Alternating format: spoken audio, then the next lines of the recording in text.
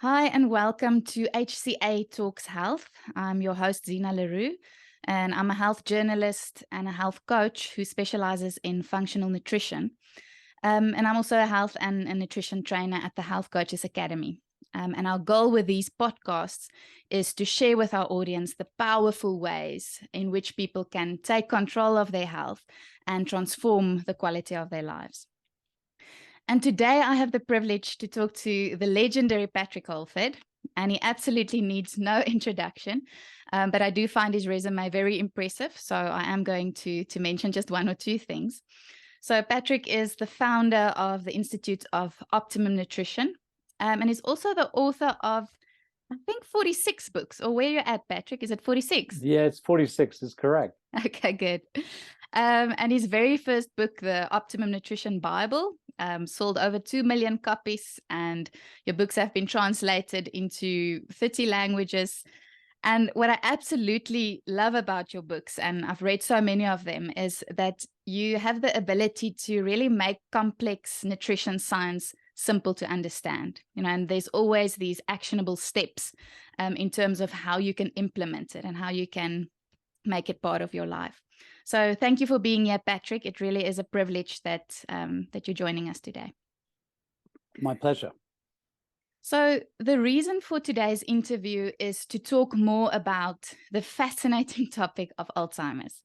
And Patrick is currently running a campaign called Alzheimer's is Preventable, and that's through the Food for Brain Foundation. And your goal with this is the fact that you want to raise awareness about the importance of optimum nutrition in mental health. But you know what, I have to say that I find it quite sad that there hasn't been much awareness around this, maybe until recently. And I think there's still a lot of people, many physicians even, who believe that, the deterioration of the brain is just linked to maybe the aging process, or, it's just part of life, not much we can do about it, or due to chemical imbalances even. But what your research shows us is that optimum nutrition and other lifestyle interventions can be used to prevent brain-related disorders. So tell us a little bit more about that. And I'd like to also unpack it in context. Many years ago, in my 20s, I did a course with the Dalai Lama. And one of the things I loved, he said that every human being has two fundamental desires. One is to be free of pain, and the other is to be happy. And he said that my interactions with people, I try to remember that my desire to be free of pain and happy is of no greater or lesser importance than theirs, which was very interesting. And really, I have many of my great teachers, Dr. Linus Pauling, Einstein's, when asked, are you a genius, said, if you want a real genius, it's Linus Pauling. He was the man who put vitamin C back on the map. Dr. Abram Hoffer, who treated 6,000 patients with schizophrenia. And it was actually those two gentlemen, they both died in their 90s, super functional. I mean, Abram Hoffer took 2 weeks off work, stopped seeing patients for 2 weeks before his death. And I was interviewing Linus Pauling about his amazing discovery to do with lipoprotein(a) and cardiovascular disease a few months, before his death. So the point is that these diseases, and in fact, my awakening happened about 1982. I remember I was driving down a hill in the Chiltern Hills outside of northwest of London, and I suddenly had this crazy idea, because at the time it was crazy, that maybe all this heart disease and cancer and arthritis and mental illness it could be a function of suboptimum nutrition. And these two gentlemen had developed a concept called orthomolecular medicine, the right molecules. You have the right molecules, you don't get sick. And they're also pioneers in genetics and understanding that we're different. We have our own genetic sort of uniquenesses. And then Jeff Bland studied with him and developed functional medicine. I studied with them and called it Optimum Nutrition. So the whole idea really was how to live a full and happy and healthy life with no physical or mental degeneration. Hence the books, Say No to Cancer, Say No to Heart Disease, Say No to Arthritis, and so on.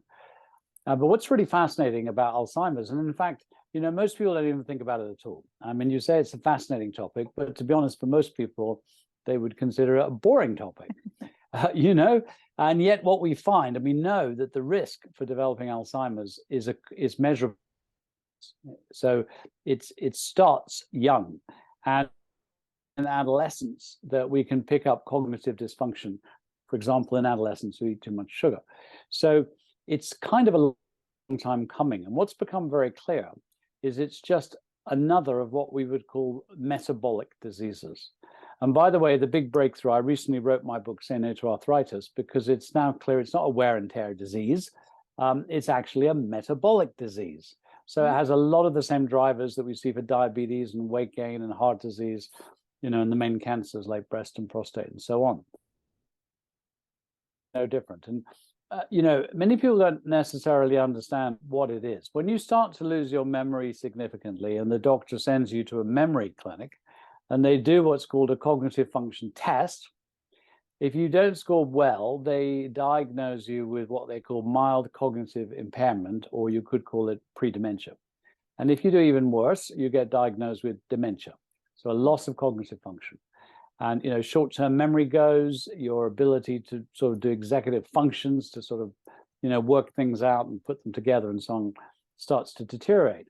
Now, 2/3 of that dementia is a disease, and it is a disease, not a function of the aging process. You never need to get this. Of course, it's more common in older people, but it's not a function of the aging process. It's a shrinkage of a central part of the brain. It's called the medial temporal lobe or the hippocampus. And you can only diagnose Alzheimer's on a brain scan.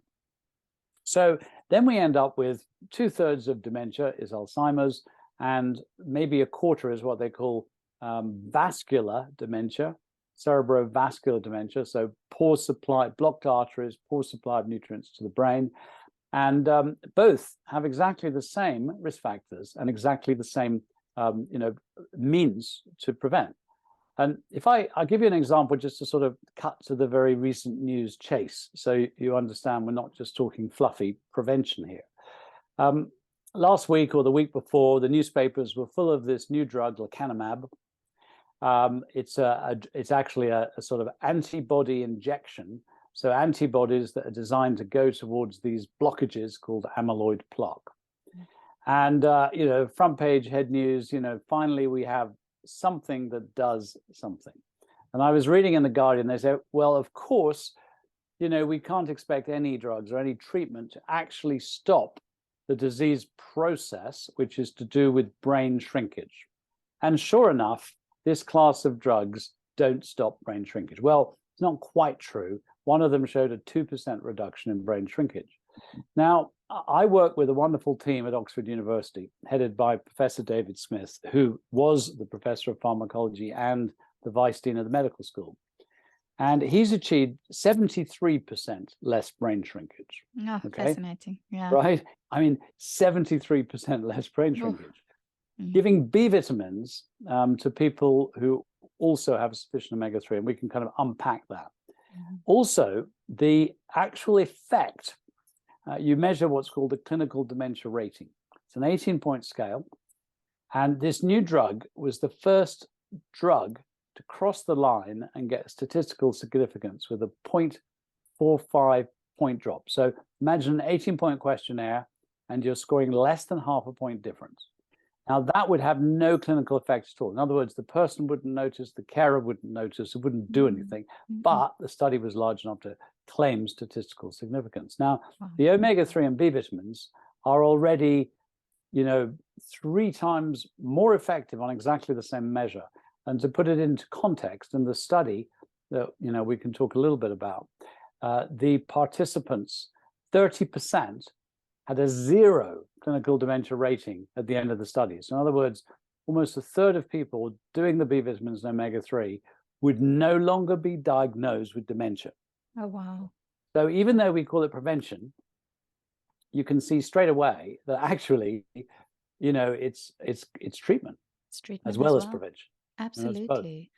Yeah, so I'm curious about the combination of the omega-3 and the vitamin B. So it results in a 73% less of a shrinkage of the brain, or part of the brain that is linked to memory loss, right? So what exactly is it? So I can have more or less an idea if I think about omega-3s, because we know that the brain is maybe around 60% fat and the synapses are made from, you know, the omega-3s. But the B vitamins, can you give us more info on why that's important? So you're right, the brain is 60% fat, but if you actually go close up onto brain cells, you're looking at the structural fat, you know, is really what your brain is made out of. And most of it is omega-3, and very specifically a type of omega-3 called DHA, docosahexaenoic acid. It's part of omega-3, part of fish oils. So first of all, if you imagine, you know, a brain cell, it's got a very, very important layer or membrane or skin, if you like, which is through which all the signals, you know, all the communication is happening. And it has to be sort of water resistant. In other words, it has to be waterproof. And that waterproofness is made by attaching these stringy things, which is the omega-3 DHA, to blobby things called phospholipids. Phospholipids come from fish and eggs mainly. And the stringy things come, you know, mainly from marine food. There's no DHA in any plant food. Now, the thing is to put those bits together. It's done, if you like, by a glue, which kind of involves B vitamins. I mean, I'm paraphrasing here because there is a process called methylation. And when you're not able to do methylation, you can't build brain cells. And if you can't do methylation, your blood level of homocysteine, there's a blood test, goes up. And particularly B12, B6, and folate. Folate, think foliage, think greens, and so on. But B12, again, is not in any plant foods. It's only animal foods. So you've got to have the combo. And I'd kind of like to explain a little. I mean, B12 is very rich in marine foods too. But just to kind of explain the magic of this, in David Smith's first study, just giving the B vitamins, he got 52% less brain shrinkage. He then went back to the participants in the trial. These are all people with pre-dementia. And he looked at their omega-3 status. He didn't give them fish oils. He just looked at the blood level of omega-3. And those with the third lowest omega-3 had no benefit from the B vitamins, right?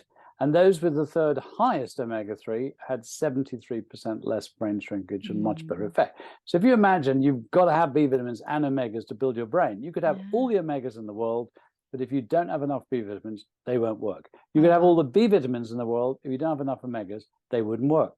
So, you know, to cut to the chase, a big study in Holland, which had given B vitamins, got a modest effect, went back to their results. And sure enough, they found that people with the high omega-3 in their blood had a much bigger effect. Then another very good study in Sweden, which had found minimal effect from the omega-3s, went back and looked at the participants' level of homocysteine in the blood. Low means good B vitamin status, and they found, yes, those with low homocysteine, massive effect from the omega-3. Now, B12 is probably the most significant B vitamin because it is, our ability to absorb it seems to reduce with age. There may be some health reasons for that. And it's very rich in seafood. So now I'm convinced, and have been for many years, as is David Attenborough and, you know, most leading scientists who actually know their stuff, that we didn't become Homo sapiens because we somehow miraculously dropped out of the trees, picked up spears, and went hunting. That happened a lot later. We were actually the Homo aquaticus. We were the waterside ape. We started to exploit wetlands, swamplands, estuaries, rivers, etc., probably watching birds like storks, you know, rich pickings to be had with all those crabs and mussels and shells and fish and so on, and became upright. And we developed our layer of insulating fat, which for many of us has become a bit excessive. You know, babies are born with a diving reflex. They're born with a waxy, waterproof vernix. That's the stuff they have to wash off babies, which isn't found in a single land-based mammal, but is identical chemically, biologically to that found in marine mammals like seals and so on. So I would say that our brain size grew and grew and grew from the point when we split from chimpanzees and gorillas and bonobos 6.5 million years. It grew and grew and grew and reached a peak of about 1.5 kg 100,000 years ago. And 10,000 years ago, it's 1.5 kg. Now it's 1.35 kg. So modern man has a 10% smaller brain than our ancestors, 10 or more thousand years ago. Oh, And I think that happened because a large part of our diet was marine food, which would give the DHA to build the brain, it would give the phospholipids, it would give the B12. And then one other sort of fact there is, I mean, in the UK, we recently discovered an ancient Homo sapiens remains going back some 35,000 years. And when they analyzed the bones, I mean, the story that the BBC told was they'd be wandering across the plains, hunting antelope with spears and so on. And of course, there was a bit of that. But when they analyzed the bones, almost 1/4 of their diet was seafood. wow. And then you get the B12, you get the phospholipids, you get the DHA, all the things that were actually required for the evolution of Homo sapiens. And if you go to the National Institute of Health, they did a very good study of all studies looking at what we call population attributable risk. How much risk is attributed to Alzheimer's? And the answer was 22% to a lack of seafood and omega-3, Wow. and 22% to raised homocysteine and a lack of B vitamins. So what we've actually got there is two very big preventable risk factors, which we already know are not only risk factors, but can be reversed. In other words, we are talking about disease-modifying treatment that is leagues ahead of the best drugs, which was spent $50 billion to develop, and have finally managed just to cross a small line while reporting that 1 in 5 people who are given these drug treatments will have brain bleeding or swelling. Oh gosh. At a cost of $10,000 a treatment. Yeah. And we've only covered 2 factors. There are about 20 prevention risk factors. Wow. No, and only 1% is caused by genes. This is a really important point I should have said. That actually Alzheimer's is not principally a genetic disorder. Only less than 1 in 100 cases of Alzheimer's are caused by genes. And there are certain genes like the AP gene, the presenilin gene. And if you happen to have that in your family, there will be very early onset in the age 50, 60 Alzheimer's. But if people are getting in their 70s, 80s, 90s, you can be pretty damn sure you're not one of those less than 1 in 100. But that's something that I hear quite often, is that people tell you, but it's purely genetic. Nothing we can do about it. And then they just sit back and they enjoy their takeaways and their fizzy drinks. And it's not up to them. But what you're telling us now is that I think around half of the risk factors is within our control, or more than that. Well, that's true. That's absolutely true. And nobody really disagrees with that. And probably, and we will be publishing some data on this in due course, but probably most people can cut their risk by at least 3/4.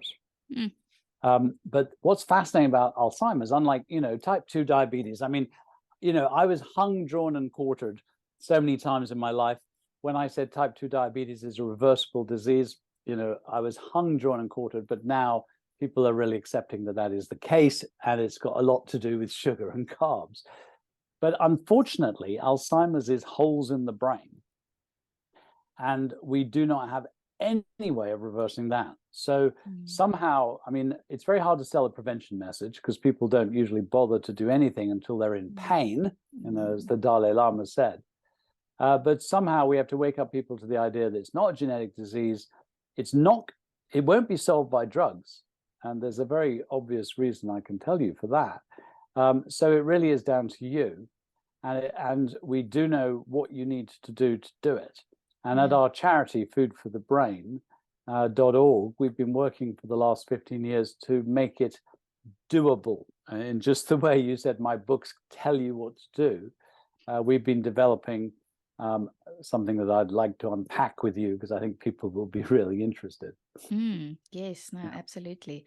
So I'm just thinking about what you mentioned a bit earlier about the omegas and the vitamin B.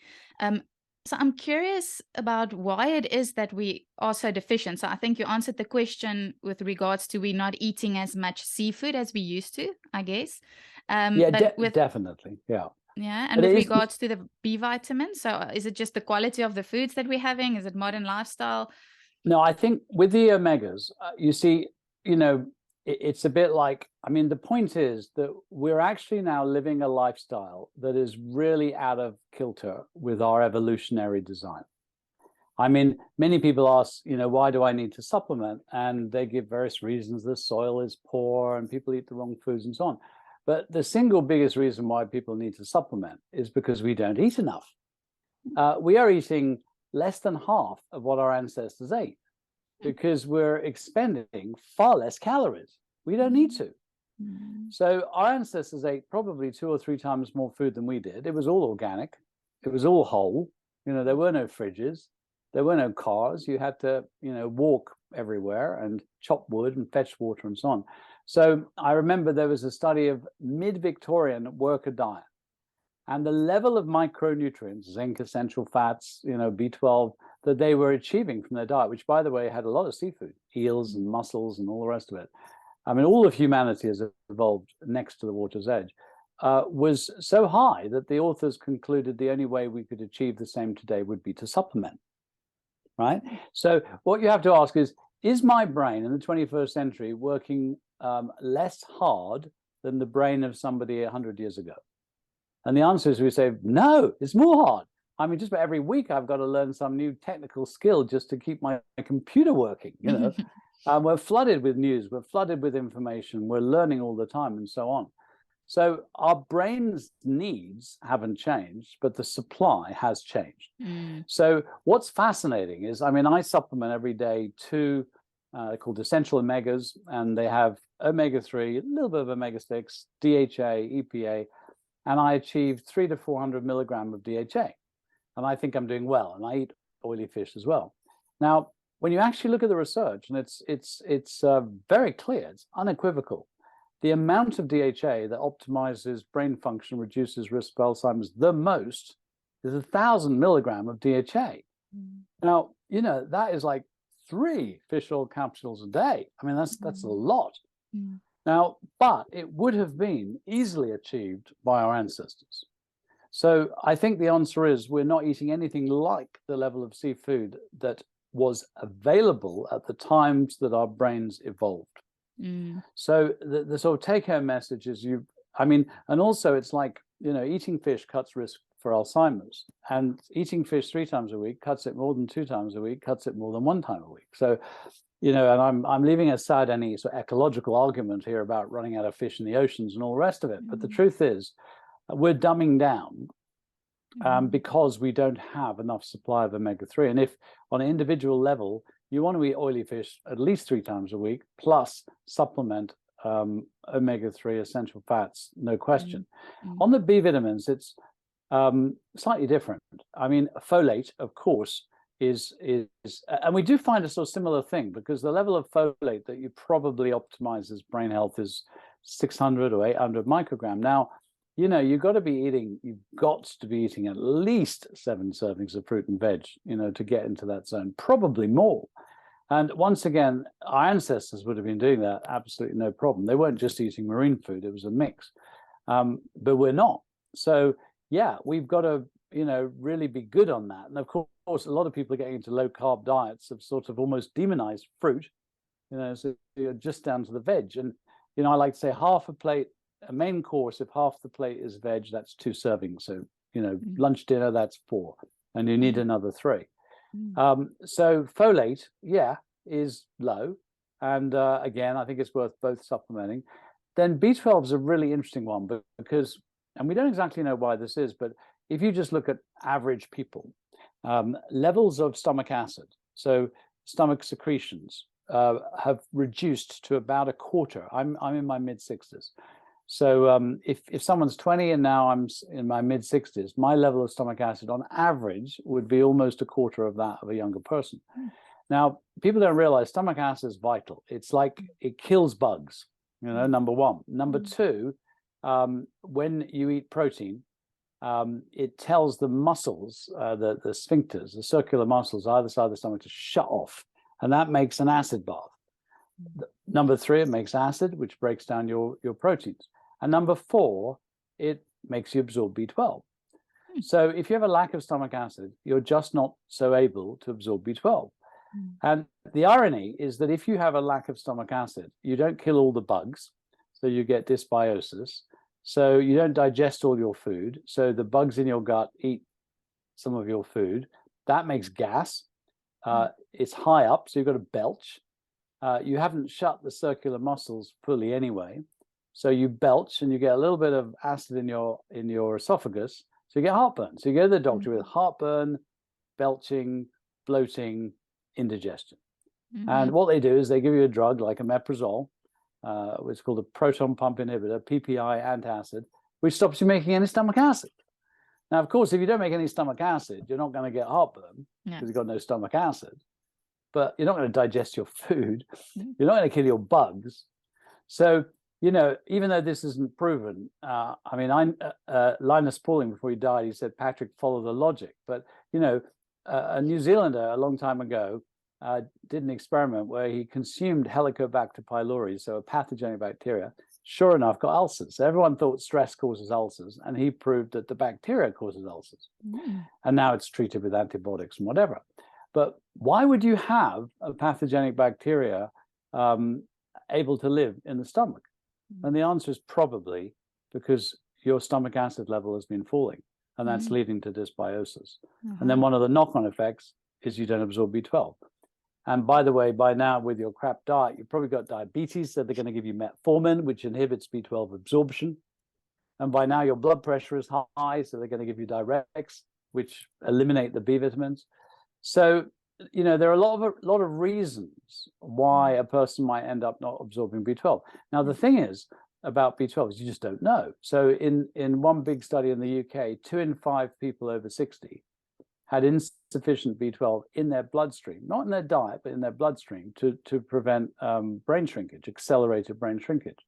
Now, you wouldn't know whether you're one of the 3 in 5 or one of the 2 in 5. It's not obvious. That's the point. So in an ideal world, we should all be having our homocysteine level tested. And it's very difficult. But actually, due to a campaign I ran some 20 years ago in South Africa, there was a time where in South Africa, you could actually go to, I think it was PathLab, I can't remember the name of the laboratories, but PathLab, MedLab, you know, there were various ones in most of the major cities that you could go to and for, you know, not too much, get your homocysteine level measured. And you want it below 10. Above 10, you've got accelerated brain shrinkage. So if you say to me, how do I know if I'm getting enough B vitamins? I'd say, get your homocysteine measured. And several years ago, I was in South Africa, and there was a guy called Chris Kruger, and he came up to me in one of the seminars. He said, I'm absolutely brain dead. I mean, my brain is not working. I keep losing my car in multi-story car parks. I mean, my memory is just terrible. And I measured his homocysteine. Above 10 is brain shrinkage. His was over 100.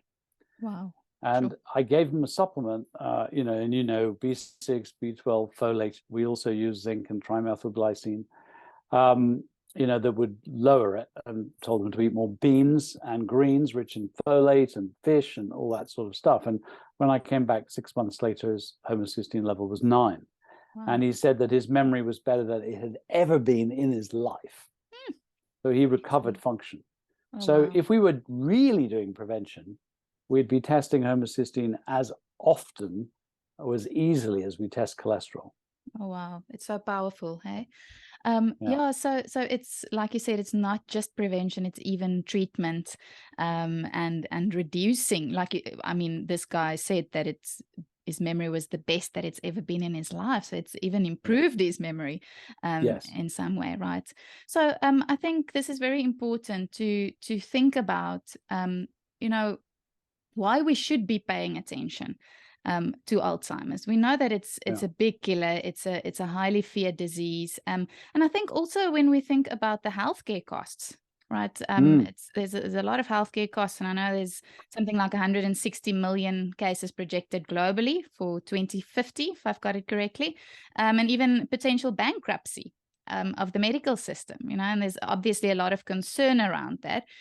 Because like you said, some of the treatment methods that is out there kind of have a 2% brain shrinkage ability, right? So it's a very important issue to address and to think about. So you mentioned earlier that you won't necessarily know whether, you know, you're low in vitamin B, but is there any signs that you should be on the lookout for as a younger person? Because I know in your research you said that the the shrinkage of the brain, or even Well, before you get diagnosed with yeah, dementia, it's starting like 20, 30 years before you're diagnosed. So how would exactly. you know that? Well, the thing is, the cognitive function test that's done in memory clinics, which measures the very specific changes that occur in cognition. We got permission some 10 years ago to digitize it. So we built the first ever free online digital cognitive function test. And we've tested over 380,000 people. So every day I get a note, that every day there's 50 to 100 people doing the cognitive function test at foodforthebrain.org. So that's a no-brainer, because what we know is that you can pick up the beginning of cognitive changes 30 years before a diagnosis. So we don't yet know, certainly from age 50, you need to be doing a cognitive function test. And by the way, I mean, there's a lot more to say than I've said, but for example, we got the health economist at Oxford University to look at what would happen if doctors got their older patients to do a cognitive function test. If not good, measure the homocysteine. If above 10, give them the B vitamins. How much would that save over 5 years across the EU with reasonable compliance? And the answer was 60 billion euro. Right?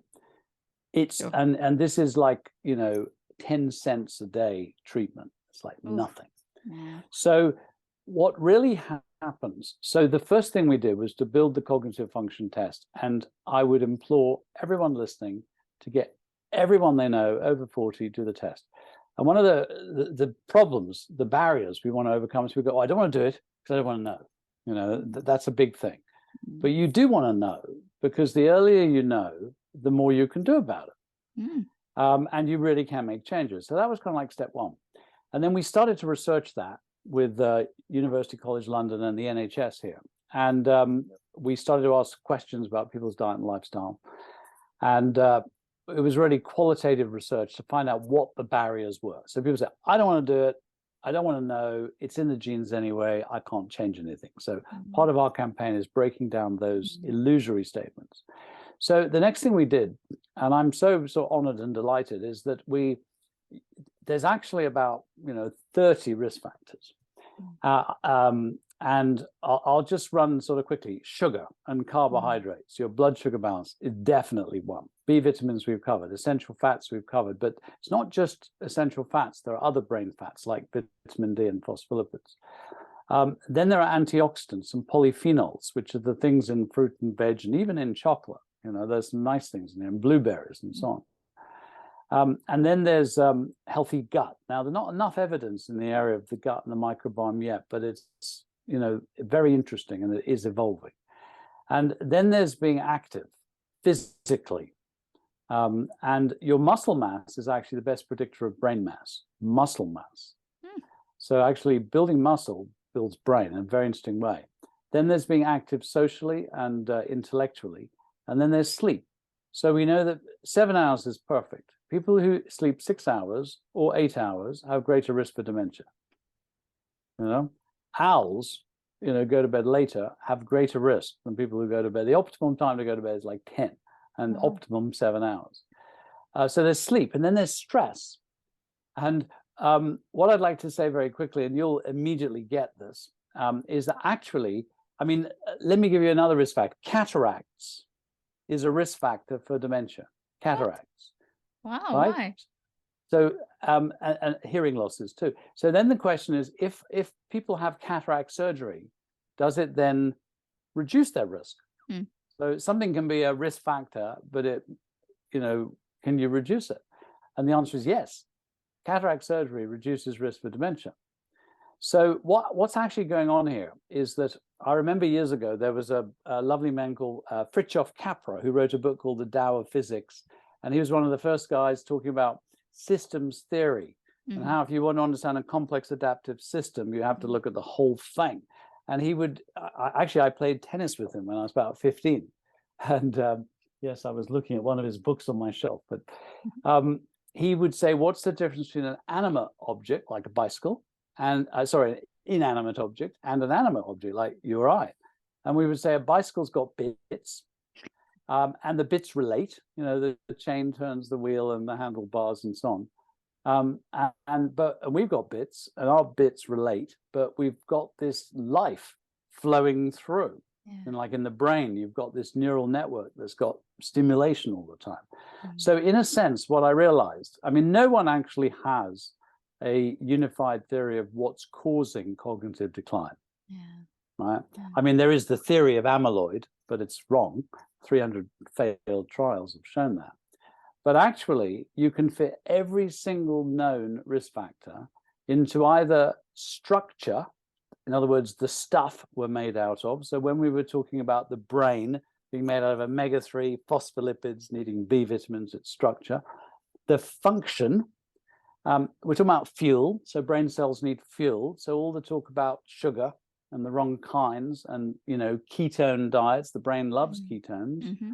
And when you make energy, you make antioxidants, you make oxidants, so you need those antioxidants. That's all part of the function, so to speak. Circulation, is part of the function. We know that homocysteine, if raised, increases the risk of vascular problems in the brain by 17 times, right? Mm. Massive. But then, so you've got to have structure, you've got to have function, then you need utilization. Mm. If you don't use it, you lose it. And using it, I mean, if you climb up a mountain or walk up a hill or go dancing or do anything that is not totally monotonous, your body is having to adjust all the time. It's using your brain. We know that taxi drivers, when they do their exams, they actually get thicker brains, more gray matter. Wow. Socializing, like we're having a fast conversation here. When you're with people and you've got to answer things really quickly, socializing stimulates the brain. Cataracts, right? Hearing. If you can't hear and you can't see, you've got less stimulation to your brain. And then what sleep is recovery after a day of mental activity. So you need the sleep to recover. And when you're stressed and always pumping cortisol, you can't actually recover. That's the point. So actually, there are 8 domains: sleep and calm, active mind, active body, healthy gut, antioxidants, B vitamins, brain fats, and sugar carbs. So what we did, we found the best professor, like Professor David Smith was the man for the B vitamins. You might have heard of Professor Robert Lustig. He's University of California. He's the best for, for sugar and so on. We found the 8 world leading professors, and they joined our charity for nothing, because they all know that the only way to deal with Alzheimer's is to prevent it. And the reason why there will never be a drug is because it is driven by structure, function, utilization, the whole lot. You can't just take a drug, that stops that process. There never will be a drug. It just doesn't work like that. And then we built what's called the Dementia Risk Index questionnaire. So now you go to foodforthebrain.org and for free, do the cognitive function test, which is not a questionnaire, it's interactive. You find out where you score on a traffic light system, green, yellow, orange, red, and we're tracking 380,000 people. You then fill in a questionnaire, and it shows you your risk. 100% means you're doing everything wrong. 0% means you're doing everything right. There's nothing in there that you cannot change. And it shows you across these 8 domains, which ones you're doing well on, which are green, and which ones you're doing badly on, which are red or orange or yellow. And then what we're doing right now, in fact, we've soft launched it and improving it literally every week. And this is the only thing that we really want people to join and pay for, is you pay for something called cognition. And it's $5 a month for 6 months, or £50 a year. And then what happens, you're a friend of the charity, you've joined our Citizens Health Action, so you're now part of ongoing research. But what happens is it shows you your 2 weakest links, and you click the one you want to work on. And for the next month, you're going to get a whole lot of communications, some by email, some by text, things to watch, things to read, things to do, things to measure, as a group that you can join, a Facebook group, and so on. And and I have to say this very genuinely, because we literally go from sort of month to month, week to week, with no money. We get a little bit more, and we can program a little bit deeper, and we can make the service a little bit better. And anyone who joins Cognition becomes what we call a friend of Food for the Brain. But you can also go on to foodforthebrain.org/friend and just become a friend for £50 a year or £5 a month. Then you get Cognition, and you get all our past webinars, and you get a whole lot of content in my library. But most of all, you support an incredibly focused, prevention research strategy. And the next layer we want to add is which of course may be a bit difficult in South Africa, but it's a simple pinprick blood test that measures your homocysteine, measures your omega-3, measures your vitamin D, measures your sugar balance, which is called HbA1c. You'll know about that. So, our dream is to have 1 million people who are measuring themselves every year, making changes, just little changes, combinations of as you know, as a health coach, just combinations of lots of little changes, measuring it so you can see your risk go down and down and down and down and down. We hope that individuals will cut their risk by up to 3/4, and we hope that, technically, if we get enough people doing this, we could certainly expect 1/3 less cases of dementia. Now, of course, the money, the suffering, it's crazy. This disease is going to cost $1 trillion, in the not too distant future, and so much suffering. And there really is no need to end one's life with, several years, even a decade of dysfunctional mind. It's, our brain is what makes us unique, and it's our brain that is really under challenge in the modern world. And as you'll know, every single one of those risk factors are risk factors for all the other diseases. If you engage and you bring your risk down for Alzheimer's, you're going to be bringing your risk down for diabetes and heart disease and cancer and, arthritis and, all of these largely unnecessary diseases. But don't wait until it's too late. Exactly. And what I really love about your approach is you didn't just think about, oh gosh, there's a problem. There's a lot of people with Alzheimer's out there. We need to spread the news, put the education out there. You came up with actionable steps once again. What can you do? How can you address this? Because we know that's often where people get stuck. They have the info, but they don't know how to implement it, or they don't know where to start. And there's stuff coming in the way, barriers that comes in the way. So I think that's wonderful. And what you mentioned earlier is there's not a one single cause for Alzheimer's. It's really more of a process and different systems in the body and our environment, our relationships, our state of mind, all of these things play a role. So it just reminds me again of how important a whole or a holistic approach is when it comes to many of these lifestyle diseases, right? Yes. And we need to, in other words, not just focus on nutrition or just movement. It's a bigger picture that we need to take into account here. So you mentioned quite a few things, and I love the 8 steps or the 8 areas of research that you've talked about. And I've got a few questions on some of them. So the first one was sugar, right? So in your research, you recommend having a low GL diet. So we know that the glucose, if the glucose is interrupted, if the energy supply is interrupted, I guess that impacts the brain. And that's why you're saying people really flourish on a ketone diet where, you rely on fat as an energy source instead of the sugar. So is that what happens with Alzheimer's? Is it the fact that the glucose supply is sometimes interrupted, or the fact that it causes inflammation in the system? Well, there's a couple of new things that we've learned. The first is that, there was a switch in the sugar industry away from, pure glucose and sugar cane towards high fructose corn syrup. which actually introduce more fructose. Now, you and I think of fructose, as quite good. It's sort of lower GI, GL, and so on. And it's fine in fruit because you've got the fibers and it slows down its release. And actually, that fructose, a lot of it is eaten by bacteria in the gut who make all sorts of good things. But once it's been highly purified, as it is now, as the cheapest sugar, so that's what things are being sweetened with, high fructose corn syrup.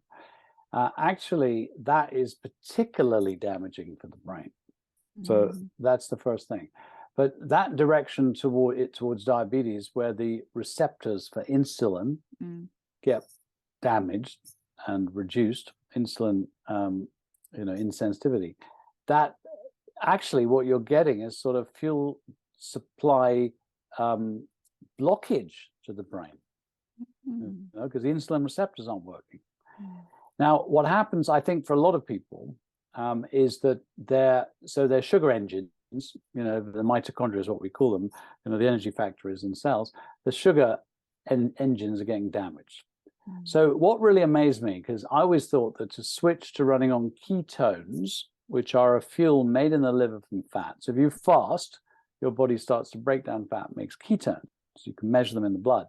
If you give a brain cell glucose as a fuel, or ketones as a fuel, prefers ketones. And it's, babies are born fat, and 75% of all the energy derived from breast milk is going to the brain. And breast milk is also high in fat. So, and they're making up to 1 million connections a second. 1 million connections a second. So the brain loves ketones. But I thought you'd have to be avoiding all carbs to benefit from ketones. And yet a very, very good study, in fact, 2 studies came out, which took ketones are made from a very specific kind of fat, which is sometimes called medium chain triglyceride, but very specifically one fat called C8. It's got 8 carbons. So and coconut oil has it in it, but it's only 7% C8. So this study took actual C8 oil. In the UK, I got this purified, and we have a product called Keto Fast, pure C8 oil. Gave people with dementia and pre-dementia and Alzheimer's, 2 studies, C8 oil, 2 tablespoons a day, and measured a 230% increase in energy produced in the brain from ketones, and their cognition improved. So here's someone says, my dad's got pretty crap memory. I say, yeah, get the homocysteine measure, give him B vitamins, probably B12, high dose he's going to need, because you're not absorbing it. That's the point. If you're not absorbing it, you need 500 micrograms, while you and I only need 10. Give him omega-3s, no question, fish oils, but get some C8 oil. Give him a couple of tablespoons, because it might actually, provide fuel to the rather messed up energy factories in the brain. So, right. So there's something that you can actually do, that we sort of didn't really quite understand before. And it's a very hot new area, how to provide ketones, to the brain and get a degree of recovery. So are you saying that it's not necessary to eliminate all carbs? If you include the CH oil, then C8, you will... Yeah. 8 for 8 carbons. Yes, exactly. Yeah. So you don't have to be on a ketogenic diet to get a benefit from C8 oil. Okay, that's lovely. Which is fascinating, Okay. By the way, I want to say one thing, because I'm sure some of the people who listen are, practitioners. And this is a bit less for the member of the public. We did on our website, we did a webinar for the public, which is called Upgrade Your Brain, which is really good, to get all this information. But we got our professors together and we did a 4-hour masterclass. So they're each presenting, half an hour or so. And it's recorded, and it's £20, or if you're a friend, it's £15, so it's cheaper. And it's amazing because, these are the top in the world, and they all go through the evidence. So if you're a practitioner and you really want to hear the evidence from the leading people in the world. And what really made me laugh was at the end, we had them all together for a question and answer and the rest of it. And it was Professor Lustig, our sugar expert. He said, I loved all these presentations.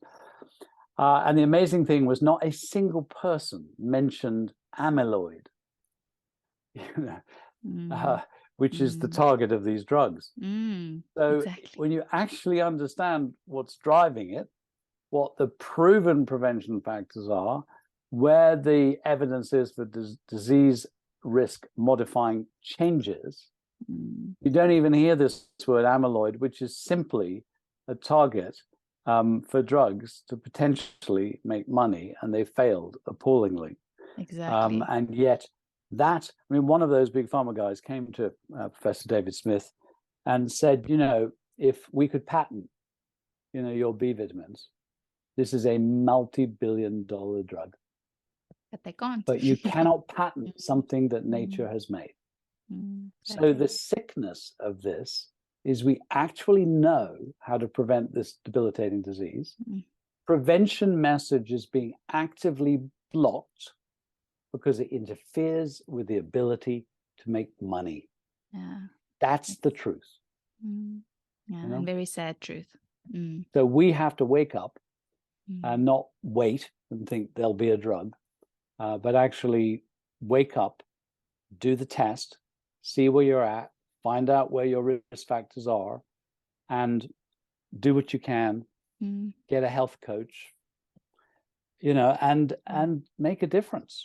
Because otherwise you, along with millions of others, are going to end up spending your last decade in a terrible state, wishing that you could remember what it was that Patrick Holford said in that podcast. Yes, exactly. All those years ago, you know. Yeah. No, it's true. Hey, and I think the fact, I think it's kind of empowering to know that you know, you can take control of it yourself. There's a lot that you can do. You don't have to wait for the medical institutions necessarily to, you know, give it the go ahead. There's a lot that you can do before it hopefully get there. So are there some of the medical institutions and places that do recognize it and start to implement it as well? Yeah, not really implementing. Okay. I mean, in fact, what happened in 2010 when David Smith did his study, I said, what next? And he said, I hope within 5 years, it will be standard NHS policy. And I said, what would it be? And the answer was, do the cognitive function test, everyone over 50 for sure. If not good, measure the homocysteine. If not good, take the B vitamins. And I was skeptical. And that's why we developed, you know, if you like, a path that people can take. What we're doing is definitely what healthcare systems should be doing. And the honest truth is, until nutrition is at the very top of the healthcare agenda, we will continue to have what really is a failed, broken healthcare system, because we just get more and more people with diseases that they didn't need to have, you know, overloading the system that is treating the diseases, you know, shutting the door when the horse is bolted. You know, and we'll go, oh God, our healthcare system needs more money, and we need more doctors, and we need more nurses, and we need more drugs, and we need all that stuff. And the answer is, we actually need none of that if we took nutrition and we took prevention seriously. It's you know, that is the key. And the truth is, we can do it. You know, we can do it ourselves. And you health coaches and the nutritional therapists and the functional medicine doctors, you know, and that section of the public who are waking up, you know, we can do it. We don't need the system to support us. So no, it's not being supported. And to give you a little example, we've done everything that we've done in our charity since about 2010, having raised £50 from individuals. Some have been a bit more generous. Occasionally someone gives us 5,000 or 1,000, whatever. And we've done everything we've done for less than £250,000 in total, you know, since then. And the total, and that is more than the money that was spent by the UK government on actual Alzheimer's prevention research. Wow. You know? Wow, sure. And the terrible thing is, even the charities, you know, the leading charities in Alzheimer's, if you actually look what they spend their money on, they're doing stuff on genes, they're doing stuff on mechanisms that are kind of like the feeder research for the drug industry. And if you say, actually, how much of your money is being spent on prevention, it's like less than 1%.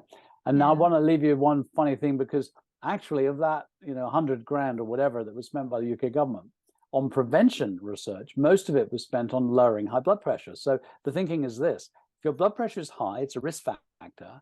So if I lower it with drugs, will I reduce the risk? So a very good, there have been a few studies, but the last study, the best study, the biggest study, your blood pressure is meant to be 120 over 80. And if it's above 140 over 90, you're diagnosed with hypertension.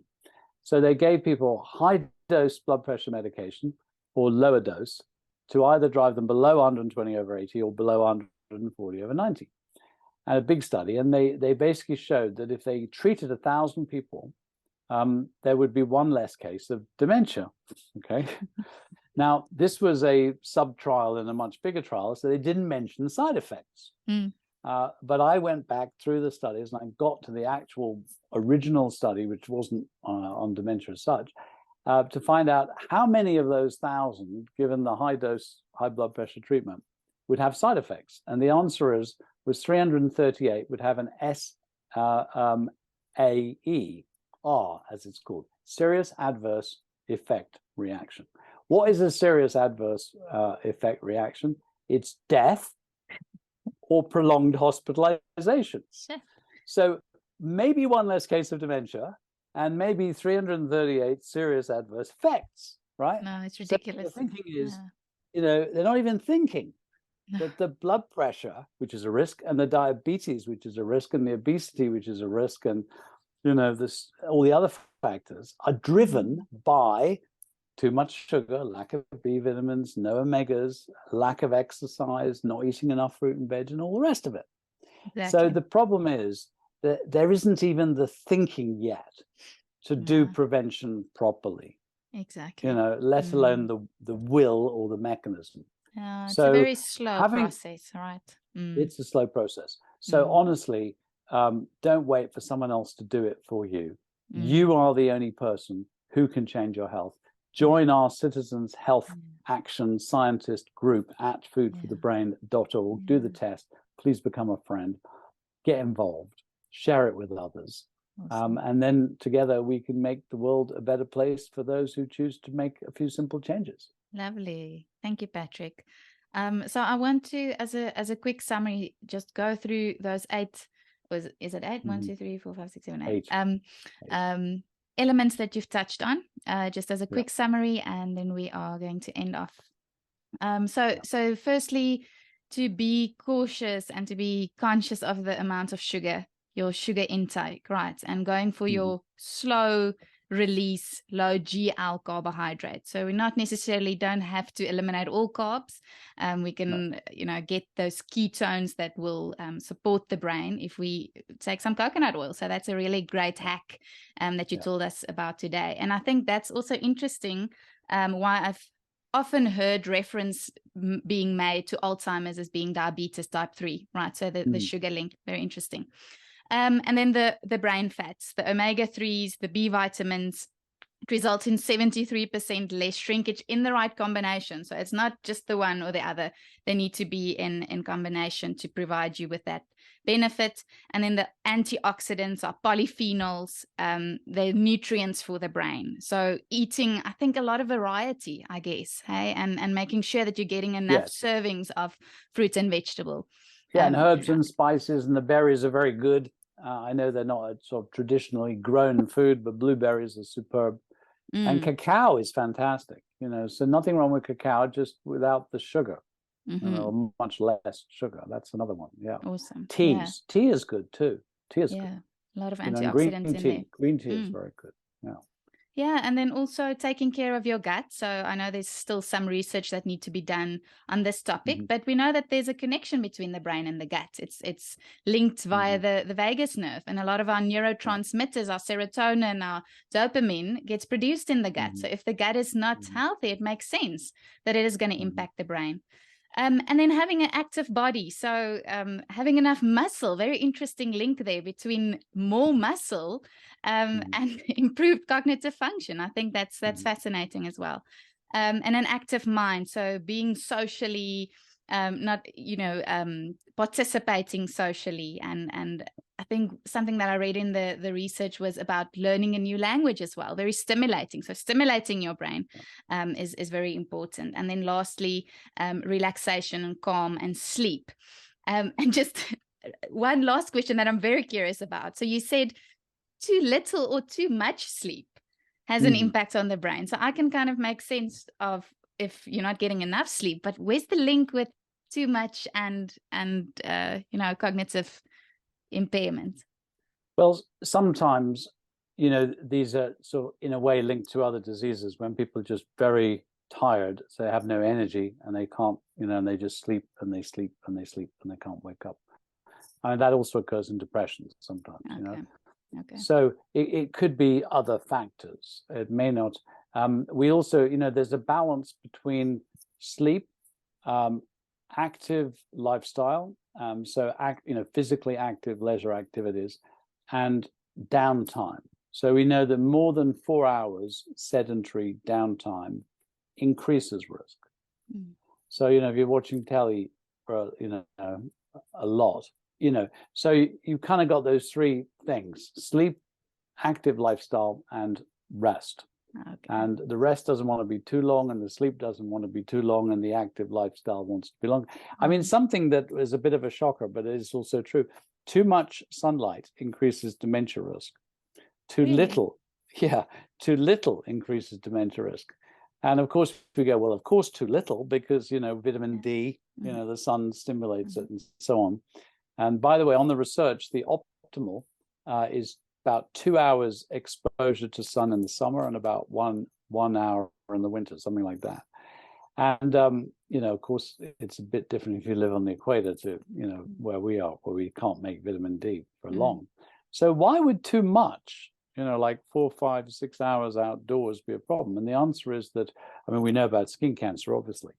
But, the sun is radiation and it does damage us, cataracts, for example, too much sun exposure, more cataracts and so on. But it also heats the brain. It literally heats the brain, and we get radiation through the brain. So, it's not always exactly what we think. But these are very big studies, often involving 1 million people. So, and we know that you make most of your vitamin D anyway in the first half hour. Yeah. So sun is good and bad, and sleep is good and bad, and there's an optimal place, somewhere in the middle. I love how all these elements kind of work together to nudge us to find balance, not living in extremes and having too much of one element in our lives. It's, it's going to be detrimental in one way or the other. So, yeah. Okay, so thank you, Patrick. This really was very, very insightful. And I think that the work that you're doing is so much needed. And it's very powerful to know that there really is a lot that we can do to prevent Alzheimer's, and that we should start as soon as possible. So I know you've mentioned where people could go. So it's foodforthebrain.org, right, to do the cognitive test. Another recommendation would be to, get your homocysteine levels tested. Do the cognitive test on the website. And that's where they could start. Foodforthebrain.org. If you're a practitioner, you might want to check out the masterclass. You'll see it. If you're a member of the public, there's a very good webinar called Upgrade Your Brain. Okay. It's another way to share, this information with others. But most of all, do the test, fill out the questionnaire, get involved, see how it is for yourself. Because you'll get a lot of information for nothing, but I hope that you will join Cognition or become a friend and get more involved in our Citizens Health Action campaign. Wonderful. Thank you very much, Patrick, and thank you for listening.